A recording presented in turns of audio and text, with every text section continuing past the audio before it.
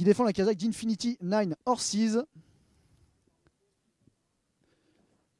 Et l'entraînement de Ludovic Gadbin, fille de Red Dubaoui, élevée par la famille Berroir, Steve Châtelain, et qui est né et a grandi au haras des Sablonnets de la famille de Talouet III, qui a donc déjà bien fait ici même à Nantes et qui va donc tenter de remporter, pourquoi pas, ce Grand Prix de Nantes, 14e étape du défi du galop. On n'a pas parlé, donc là, revoilà Beswin, et là, le numéro 2, c'est Young Merlin. Young Merlin, représentant l'entraînement de Gavin Hernon, sera monté par le jeune Benjamin Marie, qui a lui aussi gagné à Nantes. C'était au mois de juin. De très bonne manière. Young Merlin était associé, je me rappelle, à Marie-Line Néon. L'impression était très plaisante. Quand un cheval gagne de bonne façon à Nantes, c'est toujours très important. Donc pourquoi pas ici tenter d'obtenir un bon classement et pourquoi pas un premier titre au niveau Black Type. Qui s'est mis en selle, c'était le numéro 5, Savannah Spirit, Emilia Revolt, fille d'Invisible Spirit qui nous vient du sud-ouest, qui a entraîné à Mont-de-Marsan par Xavier Thomas d'Eméholt, gagnante à Niort et 6e à Toulouse du prix La Panacée dernièrement. On a le numéro 6, c'est Gentiana Bella, l'entraînement de Paul de Chauvigny, gagnante elle aussi à Nantes à 2 reprises. Un hippodrome qu'elle affectionne particulièrement, cette Gentiana Bella, car elle a terminé jamais plus loin que 3e sur cet hippodrome. Donc c'est dire si elle sait y faire ici au Petit Port. Cette Gentiana Bella qui va retrouver Olivier Dandinier sur son dos, avec qui elle s'entend très bien, cet élève de Gérard Duffitte et Rémi Boucret. Devant vous, vous avez Stelvio qui nous vient d'Espagne, entraîné par José Calderón Romero. C'est un fils de Style Vendôme qui a passé le potentate à 9 reprises en Espagne ou en France, et notamment ici, c'était à Nantes, dans la préparatoire qui a eu lieu il y a une petite quinzaine de jours. Il avait remporté très plaisamment cette épreuve. Donc pourquoi pas en attendre un bon comportement aujourd'hui, d'autant qu'il a été supplémenté, comme on le rappelle, Young Merlin et Dato. Et enfin, on n'a pas parlé du numéro 8. Regardez cette belle pouliche, c'est la seule 3 ans au départ de cette épreuve. C'est Witamou, représentante de Cheikh Mohamed Bin Khalifa Al Thani, entraînement de Philippe Sogorb, que vous aviez vu avec nous gagner le Derby de l'Ouest. C'était cet été sur ce même hippodrome de Nantes. Elle avait déjà remporté la préparatoire à ce Derby de l'Ouest au début de l'été. Enfin, à la fin du printemps, plus exactement. Et là, elle va tenter de, pourquoi pas, rester invaincue sur ce tracé du Petit Port. Voilà, ils sont tous passés devant vous. Ils vont maintenant se rendre au départ. Nous aussi, nous allons nous hâter pour vous trouver un bon spot et ainsi vivre de la meilleure des manières ce Grand Prix en Joux-Bretagne. Vous voyez, on va se mêler à la foule. La foule des grands jours. Je vous avais perdu, venez avec moi. La foule des grands jours ici à Nantes pour ces belles épreuves. On a vécu un beau moment avec Idéfix du Moulin qui a mis à l'honneur l'entraînement de Nicolas Paysan, le jeune Dylan Salmon qui est jockey d'obstacle et qui est pourtant parvenu à gagner une course en plat. C'est la seule pouliche qui lui a offert des succès en plat d'ailleurs, cette Idéfix du Moulin.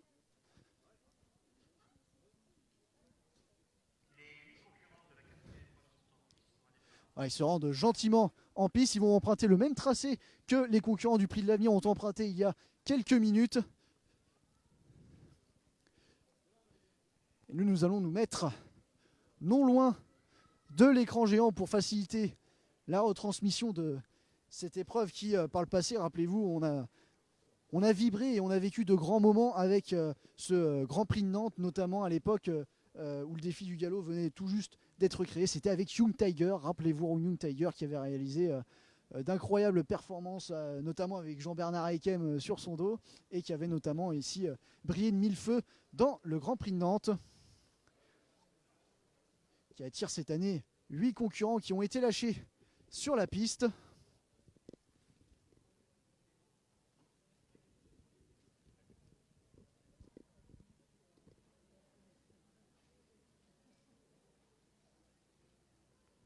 Qui sont partis dans le petit bois.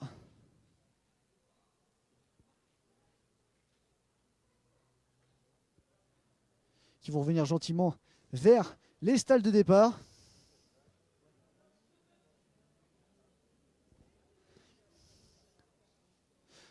Vous voyez, on vient avec les poussettes ici. On initie les jeunes dès le berceau pour qu'ils se rendent compte de l'univers magique des courses hippiques. Monsieur Loïc Canonet est attendu aux balances. Monsieur Loïc Canonet est attendu aux balances, merci.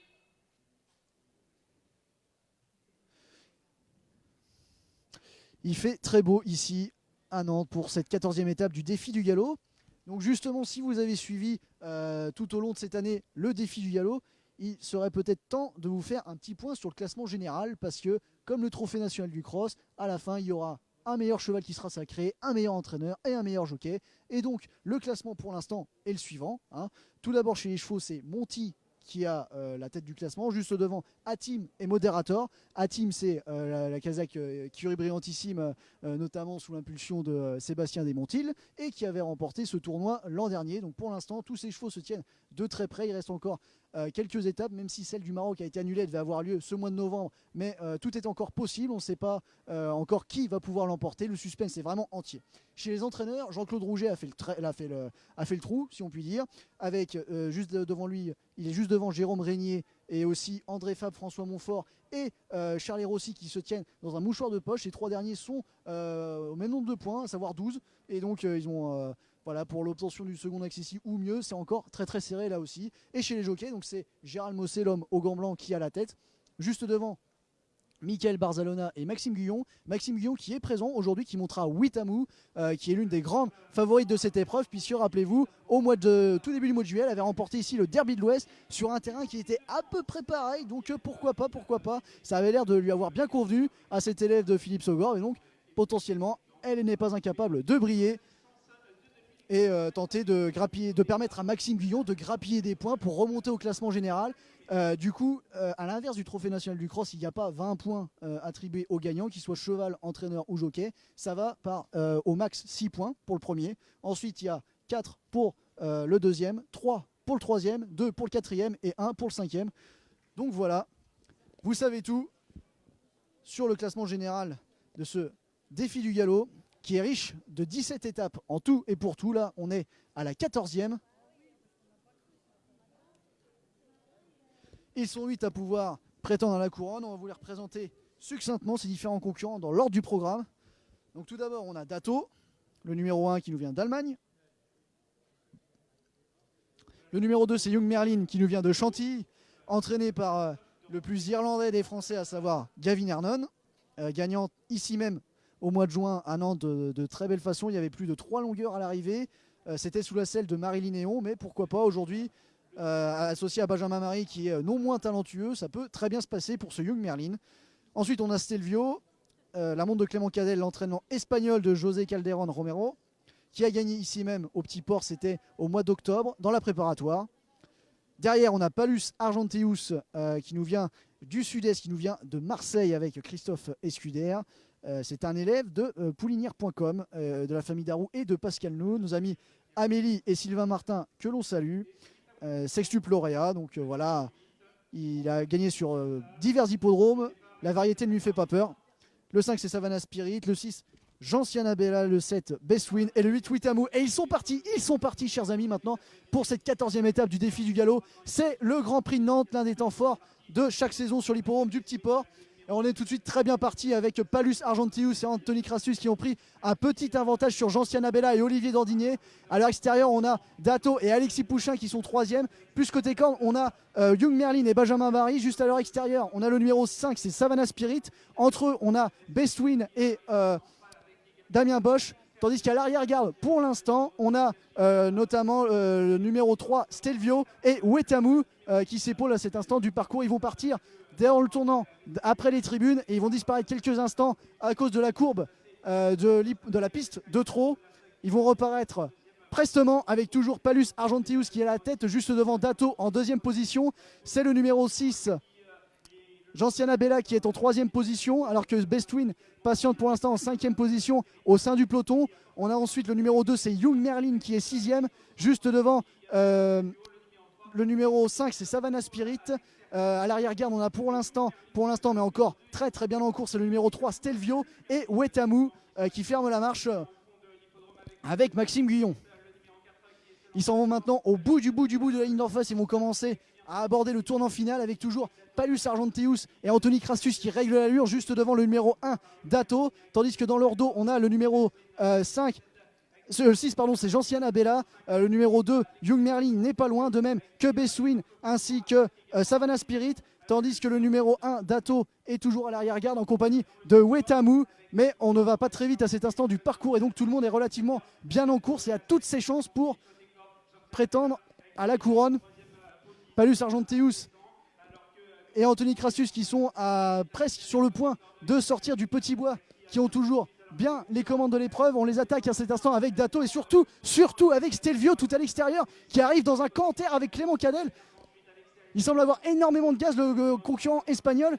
On a aussi Dato, Palus Argenteus qui ne lâche rien, de même que Gentiana Bella. Wetamu plonge côté corde, elle s'annonce la représentante de Philippe Sogorb et du Cheikh Mohamed Bin Khalifa Al Thani. Ça devient un petit peu dur, on a l'impression, pour Bestwin, de même que Savannah Spirit, mais rien n'est fait, tandis que c'est Dato et Alexis Pouchin qui semblent avoir pris le meilleur à cet instant du parcours, juste devant Palus Argenteus et Stelvio, de même que Wetamu qui se défend bien, et c'est finalement l'Allemagne qui va triompher dans ce Grand Prix de Nantes, cette 14e étape du défi du galop. Dato et Alexis Pouchin, l'entraînement de Sacha Smerzek, un fils de Mount Nelson qui s'impose, double lauréat de l'Eastern en Allemagne, et maintenant en France, chers amis, lui qui est resté dernièrement sur une 3e place dans l'étape du défi du galop qui a eu lieu à Strasbourg, il s'impose.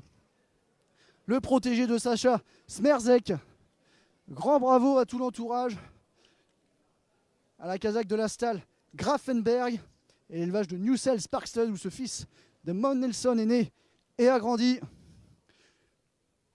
Il a vraiment une très bonne course. Ce Dato, non loin des premiers, non loin des animateurs, et a ensuite remis un très bon coup de rein pour venir chercher Palus Argenteus et Anthony Crassus qui ont été durs en diable jusqu'au bout. Mais finalement, ils ont réussi à prendre le meilleur au moment où la portion de ligne droite est vraiment monte le plus raide, où c'est vraiment le plus raide à cet endroit du parcours. Et ils ont laissé aucune chance à leurs rivaux. Ils l'emportent vraiment de très plaisante manière. Dato et Alexis Pouchin qui a laissé éclater sa joie au passage du poteau. On va attendre Alexis pour avoir une réaction à chaud, lui qu'on a vu en selle sur des pensionnaires d'André Fabre, notamment sur les pensionnaires du maître André Fabre, et qui là s'impose avec un représentant de Sacha Smerzek. Là on a Maxime Guyon et Wetamu qui terminent 3e. Ça a été un petit peu dur pour Bestwin dans ce véritable bourbier. Regardez les jambes et la tête des jockeys. Stelvio a bien tenu sa partie, terminant sur le podium. Palus Argenteus et Anthony Crassus, après avoir longtemps animé les débats et fait illusion pour la victoire, termine bon 2e.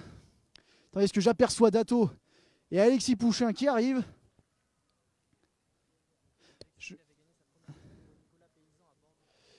Et comme un symbole, après que Nicolas Paysan ait remporté justement le prix de l'avenir avec Idéfix du Moulin, c'était grâce à Alexis Pouchin qui avait remporté alors sa première listette, et c'était dans le défi du galop justement, la 13e étape.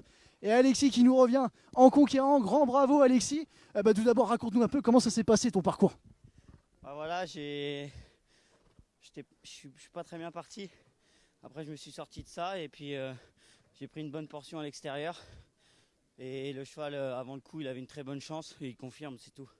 Alors c'est ta 2e listed et je crois que la première listed c'était déjà dans une étape du défi du galop il y a quelques jours à peine. C'est ça exactement, avec Île des Cameron à Bordeaux. Là c'est un circuit qui te réussit bien. Ah bah oui, et puis ça fait plaisir. Ça fait plaisir, ça sent en tout cas. Grand bravo Alexis, on te laisse te rendre dans l'occlusion des gagnants où, regardez, Jean-Pierre Vallée-Lambert, le président de l'Hipporome de Nantes, est présent pour les accueillir avec Tanguy Le Thor, livreur officiel de couverture de l'Hipporome du Petit Port. On va tous se réunir pour la traditionnelle photo du gagnant. Félicitations à tout l'entourage, l'entraînement de Sacha Smerzek qui n'est pas présent, vous voyez. Les lads en tout cas sont bien présents. Regardez la belle couverture du défi du galop à la Fondation Claude Pompidou. Regardez cette belle image. Dato. Les lads qui posent avec leur plus beau sourire. Alexis Pouchin. Les photographes sont sur les dents. Bon alors Tanguy, on a vécu une belle course quand même. Ouais, magnifique. C'est vrai que voilà, un cheval allemand, tout de suite on s'est dit le terrain va lui plaire et en effet du coup c'est lui qui s'impose aujourd'hui. On a vécu un grand spectacle. Je vais essayer de trouver Jean-Pierre Vallée-Lambert qui est sur le podium. Bon, c'est pas grave. Oui, il va sur le podium aussi. Tout le monde va sur le podium, c'est normal. Regardez, on va se quitter avec cette magnifique coupe qui va être donnée au lauréat. Hugues Cronier, qui est l'un des partenaires importants de cette étape du défi Yellow, monte sur le podium. On attend que le jockey se pèse. Et pendant ce temps-là, nous, chers amis, on va rendre l'antenne. Voilà, vous avez vécu avec nous les 2 premiers temps forts principaux de cette journée, de cette grande journée de course sur l'hippodrome de Nantes en plat. Maintenant, on place à l'obstacle avec le grand steeplechase de Loire-Atlantique. Ce sera la toute dernière épreuve du programme. Ça part à quelle heure? Environ 16h par là. Voilà, donc on prendra l'antenne vers 15 minutes avant, 15h45. Et ce ne sera pas moi, ce sera l'éminent Baptiste Bourget qui fera sa grande première et qui vous fera vivre depuis l'intérieur cette grande épreuve. A tout à l'heure, restez bien avec nous.